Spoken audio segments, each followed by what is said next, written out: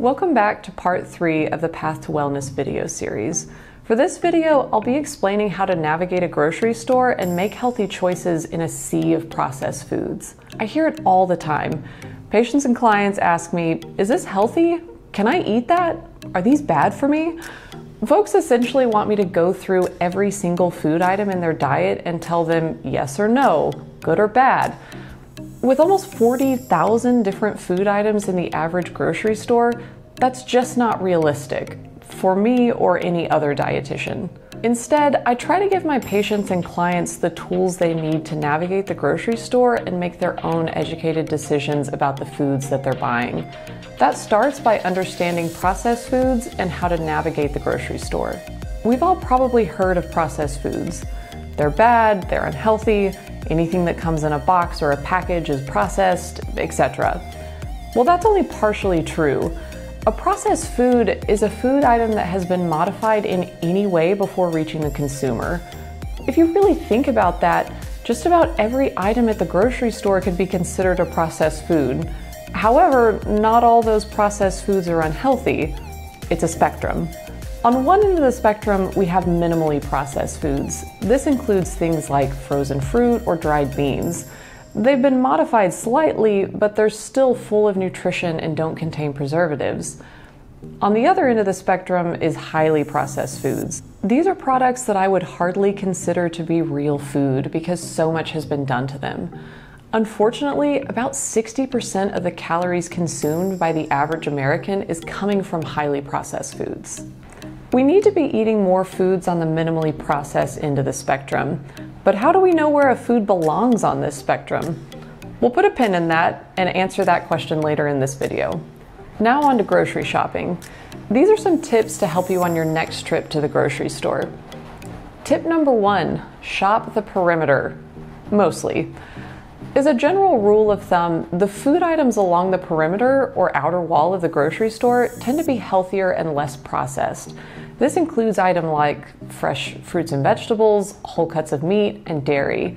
However, there are some exceptions. There are plenty of minimally processed items in the center aisles like whole grains and beans or certain canned foods that certainly belong in a healthy diet. Tip number 2, don't shop hungry and stick to your list. This is one you've probably heard before, but it bears repeating. Grocery store layout is no accident. Everything is arranged to encourage you to buy more. If you add hunger to the mix, it can be almost impossible to not impulse buy that bag of cookies or pack of chips. The same is true for a shopping list. It's much easier to make a healthy choice when you're creating a list at home than it is when you're surrounded with all these options at the grocery store. You'll have a much easier time avoiding temptation if you have a little snack and make a list before your next trip to the grocery store. Tip number 3, don't be fooled by clever labeling and packaging. Food manufacturers spend a lot of money figuring out what consumers want. The colors, the pictures, words, and layout on a food package is all carefully selected to get people to buy their product. Additionally, many of the health claims on food packaging are meaningless, so don't be fooled. Tip number 4, check the ingredient list. I'm going to let you in on a little secret. As a dietitian, I rarely check the nutrition facts on a food label. The information I'm really interested in is the ingredient list. Knowing what to look for on an ingredient list is probably the most useful tool for making sense of all the products in the grocery store, especially processed foods. Before I explain processed foods and what things you should be looking for, you can take this opportunity to pause the video and find a food label to follow along. The ingredient list is typically down below or off to the side of the nutrition facts panel. There are 3 questions to consider when checking an ingredient list. Question number 1, what is the first ingredient? The ingredients are listed by weight. That means whatever they use the most of will be listed first.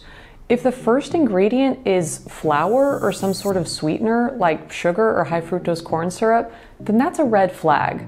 Those ingredients put your blood sugar on a roller coaster. So either put that food back or limit your portion. Question number 2, how long is the ingredient list? Remember that processed food spectrum I was talking about earlier?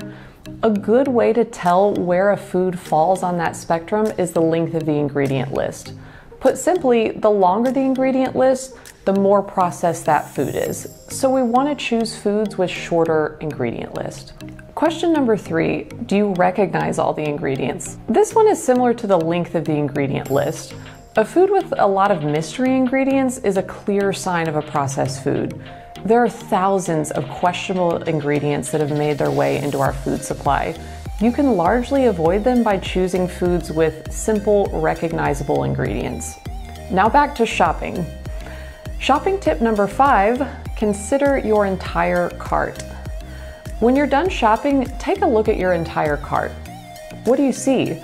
Is it a lot of junk food? Are there a variety of fruits and vegetables? You can't judge the quality of your entire diet based on one food. You have to look at the big picture and consider all the things you're eating.